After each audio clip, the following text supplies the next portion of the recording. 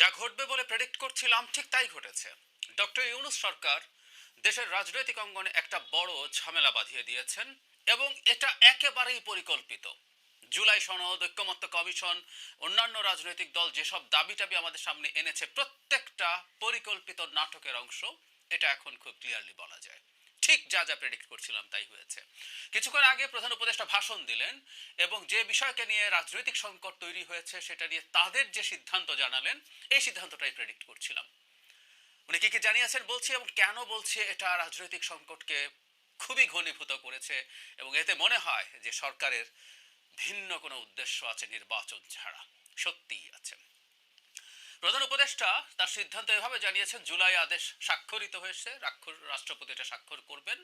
এখানেও খেলা ছিল, আসবো, এটা গেজেট হয়ে যাবে খুব দ্রুতই। গণভোট, যেটা নিয়ে মূল সংকট ছিল, গণভোটটা নির্বাচনের দিন হবে, সাশ্রয়ী হবে, এই জন্য বলছেন। এই গণভোট আগে হওয়া নিয়েও একটা নাটক করিয়েছে সরকার জামাতকে মাঠে নামিয়ে, আসবো সেটাও। সো ওই দিন হবে ধারণা করছিলাম। এবং গণভোটে একটা প্রশ্নে ক খ গ ঘ চারটা অপশন দিয়ে, চারটা সহই প্রশ্ন, আসলে জবাব প্রশ্ন একটাই, হ্যাঁ বা না একটাতেই বলতে হবে, কিন্তু একটা প্রশ্নের মধ্যে ক খ গ ঘ দিয়ে চারটা বিষয় উল্লেখ থাকবে। চারটা বিষয় হচ্ছে এরকম। একটা হলো মানে আমাদের যে তত্ত্বাবধায়ক সরকার হতে যাচ্ছে সেটা, এবং সাংবিধানিক কমিশনগুলো সনদে যেভাবে আছে সেভাবে গঠিত হবে। আমাদের জানা থাকতে হবে এখানে কিন্তু বিএনপি নোট অফ ডিসেন্ট ছিল তত্ত্বাবধায়ক সরকারের শেষ ধাপ নিয়ে। তারা তত্ত্বাবধায়ক সরকার চান, এটাকে আবার কেউ কেউ এভাবে ইউজ করতে চেষ্টা করে যে বিএনপি তত্ত্বাবধায়ক সরকার চায় না। নোট অফ ডিসেন্ট হচ্ছে গঠন প্রক্রিয়ার একটা শেষ ধাপে এসে, সেটা ডিফারেন্ট আলোচনা, এটা লজিক্যাল বা illogical is a different debate.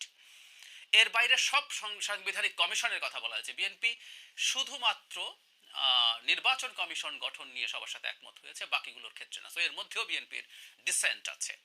দ্বিতীয়, খ, যেটা সবচেয়ে বেশি আলোচিত এবং ডিবেটেড, সেটা হচ্ছে আপার হাউস হবে, পিআর থাকবে, মানে ভোটের প্রপোর্শনাল রিপ্রেজেন্টেশন, এবং সংবিধান সংশোধনের ক্ষেত্রে সেটার ক্ষমতা থাকবে, সেটা উল্লেখ করা দেওয়া হয়েছে, সাধারণ সংখ্যাগরিষ্ঠতা লাগবে বলা হয়েছে। গ হচ্ছে এর বাইরে যেগুলোতে ঐক্যমত্য হয়েছে 30টা বিষয়।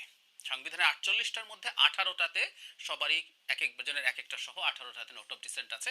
30টা যেগুলো আছে সেগুলো যেই ক্ষমতায় আসুক করতে বাধ্য থাকবে। এটা লজিক্যাল, কারণ হচ্ছে যেহেতু 30টাতে কারো নোট অফ ডিসেন্ট নেই, যেই ক্ষমতায় আসুক সে এটা করবে। এবং বাকি বিষয়গুলো তার মানে এই নোট অফ ডিসেন্টের মধ্যে বাকি বিষয় যেগুলো নোট অফ ডিসেন্ট আছে সেগুলো ইচ্ছের উপরে ছেড়ে দিয়েছেন। অ্যাপারেন্টলি বিরাট দয়ার সাগর হয়ে সরকার এটা করেছে বলে মনে হয়। তার মানে ব্যাপারটা এরকম দাঁড়ালো, বিএনপির সব যে নোট অফ ডিসেন্ট আছে সবগুলো না, দুটো নোট অফ ডিসেন্ট আসলে সরকার নিজের উদ্যোগে তুলে ফেলছেন এবং এটাকে গণভোটে দিয়ে দিচ্ছেন। এখন জনগণকে ভোট দিতে হলে এই চারটার ওপরেই একসাথেই হ্যাঁ বা না ভোট দিতে হবে। তার মানে যদি হ্যাঁ ভোট হয়ে যায় তাহলে আপার হাউস পিআর বিএনপিকে করতে হবে, এই ধরনের কথাবার্তা বা পরিস্থিতি তৈরি করা হচ্ছে। তারপরে তত্ত্বাবধায়ক সরকারের ক্ষেত্রেও ওই ধরনের অবস্থা আছে, যদিও এখানে একটু ফাঁক আছে আমি এভাবে বলতে চাই। সেটা হলো, গতে বলা হয়েছে যেগুলোতে নোট অফ ডিসেন্ট নেই সেগুলো সেগুলো আসলে সরকার মানে যে সরকার তৈরি করবে সেগুলো করতে সে বাধ্য থাকবে। এখন ওপরের দুটো যদি হ্যাঁ হয়ে যায় তাহলে কি হবে, এটা কিন্তু এই গণভোটে অ্যাপারেন্টলি নেই। কিন্তু প্রধান উপদেষ্টা তার বক্তব্যের পরবর্তী সময়ে গিয়ে ক্লিয়ারলি বলছেন যে ওটাও করতে হবে। ওটা যদি হ্যাঁ হয়ে যায় তখন ওই যে 270 দিনের মধ্যে এগুলো এফেক্টিভ করার প্রশ্নে বলছেন ওটা কমিয়ে এনে 180 দিন মানে 6 মাস করা হয়েছে, এবং তার 30 দিনের মধ্যে লোয়ার হাউসের প্রপোর্শনাল রিপ্রেজেন্টেশন অনুযায়ী আপার হাউস তৈরি করতে হবে। তার মানেটা এটুকু বুঝতে পারছি তার বক্তব্যে, গণভোট যদি হ্যাঁ হয় তাহলে উপরের প্রথম ক আর খ, আমি আবারও বলছি, ক হচ্ছে তত্ত্বাবধায়ক সরকার এবং সব সাংবিধানিক কমিশন সনদে যেভাবে বলা হয়েছে সেভাবে করা হবে। সো এখানে বিএনপির নোট অফ ডিসেন্ট থাকলেও হ্যাঁ মানে হচ্ছে জনগণ এটা গ্রহণ করছে অ্যাপারেন্টলি। যদি এই একটা প্যাকেজে হ্যাঁ দেয়া মানে এটা বোঝায় কিনা এটা সিরিয়াস প্রশ্ন আছে। খ হচ্ছে আপার হাউসের প্রপোর্শনাল রিপ্রেজেন্টেশন, এটাও বিএনপির সিরিয়াস নোট অফ ডিসেন্ট আছে, লজিক্যাল না কিন্তু আছে, এবং দীর্ঘদিন সমালোচনার সহ্য করে হলেও বিএনপি তার এই অবস্থানটাতে স্থির থেকেছে, এখন সেটাও তুলে দেওয়া হচ্ছে। যা অনুমান করছিলাম ঠিক তাই হচ্ছে, এবং এটা যেন একটা নাটক তৈরি করা হয়েছিল। জামায়াতকে মাঠে নামিয়ে বলা হয়েছে তুমি নভেম্বরে গণভোট চাও। যখন আমি জানি প্রতিক্রিয়া যখন আসবে জামাত বলার চেষ্টা করবে, না গণভোট নভেম্বরেই তো চেয়েছিলাম, ওটা হলে ভালো হতো। আসলে তারা যা চেয়েছিল ঠিক তাই, আমরা লোয়ার হাউস পিআর চেয়েছিলাম, না লোয়ার হাউস পিআর হয় না বলে ভালো লাগছে না। এদিকে প্রেসিডেন্ট না প্রধান উপদেষ্টা সিগনেচার করতে হবে বলে আওয়াজ তোলানো হয়েছে, তুলেছে না তোলানো হয়েছে এনসিপিকে দিয়ে। এনসিপি সেটাও কাইকুই করবে যে না আমরা শাহাবুদ্দিন চুপ্পুর এটা মানি না, উনি তো এটার লোক না। ফলে তারাও এক ধরনের বিরোধী বিরোধী খেলা খেলবেন সরকারের সাথে। কিন্তু মূল বিষয় হচ্ছে বিএনপিকে যেটা বলার কথা হবে, টকশোতে সমানে বলছি, আমার ভিডিওতে এই কথা বলেছি, এই নাটকটা হচ্ছে এরকম, বলবে জামাত ছাড় দিয়েছে, জামাতের ইচ্ছে মতো লোয়ার হাউস পিআর হয় নাই, গণভোট নভেম্বরে হয় নাই বা নির্বাচনের আগে হয় নাই, এনসিপির চাওয়া অনুযায়ী একই জিনিস যে তারা রাষ্ট্রপতির সিগনেচার, মানে প্রধান উপদেষ্টার সিগনেচার না, রাষ্ট্রপতির সিগনেচারে জুলাই আদেশ হচ্ছে। তো সবার তো ছাড় দিতে হয়েছে, তো বিএনপি তুমিও এটুকু ছাড় দাও। আসলে যাবতীয় নাটক তৈরি করা হয়েছে বিএনপির ওপরে এই সিদ্ধান্তগুলো চাপিয়ে দেওয়ার জন্য।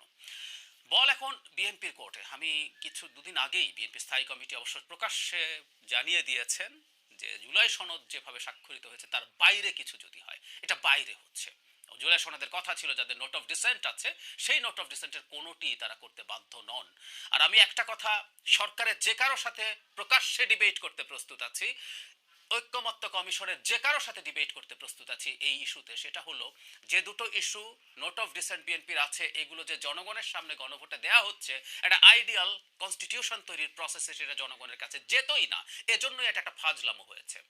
আমি সেটা ভিডিও করেছি, আপনারা হয়তো দেখেছেন, যে একটা আইডিয়াল সিচুয়েশনে গণপরিষদ কাম পার্লামেন্ট যদি হতো, সেখানে সংবিধানের ইস্যুগুলো নিয়ে যখন আলোচনা হতো, মতদ্বৈততার ক্ষেত্রে যেহেতু আমরা ধরে যদি নেই যে বিএনপি মেজরিটি হবে, বিএনপির চাওয়াটাই সেই সংবিধানে আসতো, সেই সংবিধান পরে গণভোটে যেত। ফলে সেই সংবিধানে আপার হাউসের পিআর থাকতো না, সেই সংবিধানে বিএনপি যেভাবে চাইছে সেভাবেই তত্ত্বাবধায়ক এবং অন্যান্য কমিশন যেত। আবারও বলছি, এই চাওয়াটা লজিক্যাল বা সঠিক কিনা ইজ এ ডিফারেন্ট ডিবেট, কিন্তু এটা জনগণের সাথে যেত না, গণভোটে যেত সেই সংবিধানটা যেটা সংখ্যাগরিষ্ঠ বিএনপি পাশ করা হয়ে হতো সংসদে, সেটা হতে পারত। সেই কারণে আমি বলি যে এটা খুবই ফাজলামো হলো, আগেই গণভোটে পাঠিয়ে দিয়ে বলা হবে জনগণ তো এটাকে অ্যাকসেপ্ট করেছে, তুমি করবে না কেন, চাপিয়ে দেয়া। কোনো সংস্কার, কোনো ভালো কিছু এইভাবে ঘাট ধরে চাপিয়ে একটা দলের সাথে, যখন যে দলটা এত বড়, যে দলটা ভেঙে ফেলার চেষ্টা শেখ হাসিনা দীর্ঘদিন থেকে করেছে, অন্যায় অত্যাচার করেছে, লক্ষ লক্ষ মানুষের বিরুদ্ধে মামলা দিয়েছে, টর্চার করেছে, গুম করেছে, বিচার বহির্ভূত হত্যাকাণ্ড চালিয়েছে, লোভ দিয়ে দলে নিয়ে আসার চেষ্টা করেছে, সেই দলটা, সেই রকম একটা দলের উপরে এই ধরনের অন্যায় বাজে আচরণ চাপিয়ে দেয়া আমাদের রাজনৈতিক সংস্কৃতির জন্য খুবই খারাপ হলো। এখন বিএনপি এটা কি গ্রহণ করবে? মানে অনেকটা এরকম যে এখন তো গণভোটে তার যেহেতু দুটো নোট অফ ডিসেন্টের গুরুত্বপূর্ণ জিনিস আছে, তাকে নায়ের দিকে কি ঠেলে দেওয়ার চেষ্টা হচ্ছে? বিএনপি কি নাতে যাবে, নাকি বিএনপি ওই ভোটদানে বিরত থাকতে বলবে, নাকি বিএনপি সেই একই ঘোষণা দিয়ে দেবে যে গণভোটে যদি ওগুলো হয়ও বিএনপি এটা মানবে না? I really don't know. সিচুয়েশনটা খুবই টাফ জায়গায় নিয়ে গেছে পরিকল্পনা করে সরকার, এবং ডক্টর ইউনূসের সরকার অত্যন্ত খারাপ একটা পরিস্থিতির মধ্য দিয়ে বিদায় হওয়ার সম্ভাবনা তৈরি হয়েছে। এই সরকারটা খুবই বাজে পারফর্ম করেছে অনেক জায়গায়, তারপরে সরকারের পক্ষে দাঁড়িয়েছে যে না, আমাদের নির্বাচনটা উনি ঠিকঠাক মতো করে দিয়ে যাবেন, অন্তত রাজনৈতিক দলগুলোর মধ্যে তারা মোটামুটি একটা আন্ডারস্ট্যান্ডিং তৈরি করে তারা যাবেন, তারা অন্তত ফ্যাসিলিটেটর হবেন। উনি বলেছেন, আমি আপনাদেরকে এটা স্ক্রিনশটও দেখিয়েছি, কিন্তু উনি ফ্যাসিলিটেটরের কাজ করছেন না। তিনি এবং আরও কিছু দল মিলে, সরকার সহ সরকারের বাইরের এবং কিছু দল মিলে একটা নেক্সাস তৈরি করেছেন, তারা একটা নাটক প্লট করেছেন, করে তারা শেষ পর্যন্ত এই ঘটনাটা ঘটিয়েছেন। অথচ আমি বারবার বলছি, এই ঘটনা, এটা যদি এরকম ভাবে জানা যেত, শুরুতেই যদি জানিয়ে দিত, সেই জানানোর পর রুলস অফ দ্য গেম যদি ফিক্স থাকতো, সেইটার ক্ষেত্রে ঐক্যমত্য কমিশনে কেউ আলোচনা করতে যাবে কি যাবে না সে তার অবস্থা বুঝে সিদ্ধান্ত নিতে পারতো, বিএনপি নাও যেতে পারতো। সে তো নোট অফ ডিসেন্ট থাকবে শর্তে সে অনেক ছাড় দিয়েছে। তো সব কিছু মিলে আমি মনে করি খুবই বাজে একটা পরিস্থিতি তৈরি হয়েছে। আমরা জানি না এখন আসলে সামনে কি আছে। সরকার ইভেন এইটা ঘোষণার আগে অ্যাটলিস্ট একবার সবার সাথে বসা দরকার ছিল বলে আমি মনে করি, সেটাও তারা করেননি। তাতে বোঝা যায় এটা একেবারে পরিকল্পিত একটা প্লট ছিল, সেই প্লটের বাস্তবায়ন হলো। আমরা একটা কেওসের দিকে যাচ্ছি, এটা মোটামুটি শিওর।